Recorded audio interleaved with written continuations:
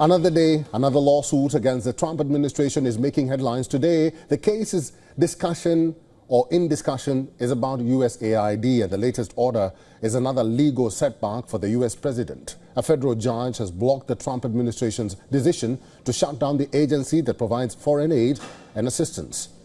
In a preliminary ruling on Tuesday, U.S. District Judge Theodore Chuang ordered restoration of access to USAID's computer systems for its direct and contract employees.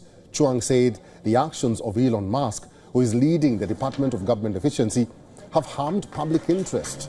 However, the Maryland judge did not block the Musk terminations of employees. Chuang said while these terminations violated the Constitution, they were approved by government officials. The ruling comes in response to a lawsuit filed by current and former employees of the USAID.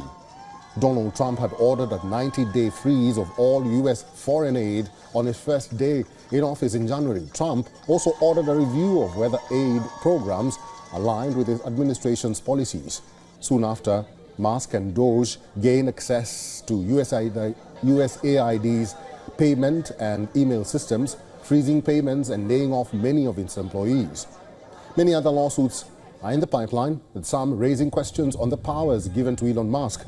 Plaintiffs argue that the Congress has not approved Musk's position and authority, which makes his actions unconstitutional. This is the latest setback to the Trump administration in court.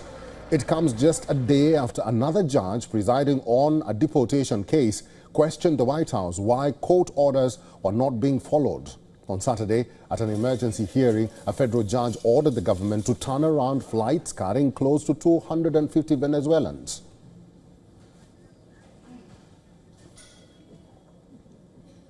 And Americans are divided over this issue. They say, or they're questioning, who has the greatest power? Is it the executive branch of government, or is it the federal judiciary? Because, as you can see, the Chief Justice of the United States of America did rebuke Donald Trump with his latest orders. He says that it doesn't take just a statement to impeach a judge or a sitting judge.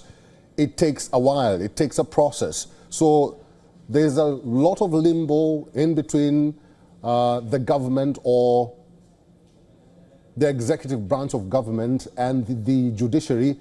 And this is all in Trump's favor because he's the one who's arguing with some of these judges, and some of these judges are turning around some of these executive orders. And Trump is visibly annoyed and angry by the judiciary with the moves that they're making. So we'll be discussing with a guest, Richard William Painter, shortly, just to know what is really happening in the United States of America. Richard William Painter is an American lawyer and professor at University of Minnesota Law School. Professor Painter is now joining us live on this broadcast from Minnesota, USA. Professor Painter, thank you very much for making time for us.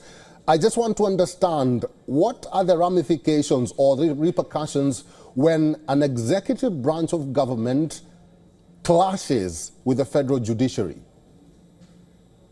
It has been very clear in the United States since 1803 that the courts have the final say in interpreting the Constitution and the laws of the United States. So that's well over 200 years. It has been very clear that a president cannot violate a court order. A president can appeal a court order to the higher courts, ultimately to the Supreme Court of the United States. The Supreme Court is standing by for emergency appeals by the president or any other party. But a president of the United States cannot violate an order of the Supreme Court. That's been very, very clear. No one has made any intelligent argument that I've seen that the Constitution would allow that. And we've seen a few extremists argue, extremists of the far left and the far right, that somehow a president can ignore a court order. That's just simply not true. Professor Painter, so what happens next now? Because this battle seems to be ongoing and seems to be instigated by Donald Trump himself, the head the President of the United States. So what will happen if this continues unabated? Nothing happens. Well, thus far, the president has not violated an order of the United States Supreme Court. If he were to do so, there would be a very strong rebuke from the U.S. Supreme Court. The Supreme Court, of course, doesn't have the power to have the president arrested or removed from office or anything like that. But Congress does have the power to impeach the president and the Senate to convict him.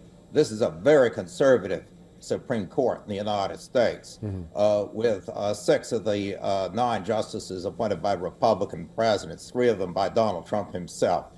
If Donald Trump gets into a power clash with the U.S. Supreme Court, he could easily get impeached by the U.S. House. He could be removed by the Senate. I don't think he's going to do that. We've always had political extremists who suggest that a president should violate an order of the Supreme Court. We even had a Harvard professor and a Yale professor just a year ago tell President Biden that he should just ignore the orders of the Supreme Court on student loans and other matters. President Biden, of course, and his lawyers never even considered such a crazy idea. But the fact of the matter is that if this president, President Trump or any other president, chooses to violate an order of the U.S. Supreme Court, I think he'd be highly likely to be impeached and removed from office. Professor Painter, we have a lot to talk about, but unfortunately we are out of time. Thank you very much for all your insights today. Thank you very much for having me. For all the latest news, download the WION app and subscribe to our YouTube channel.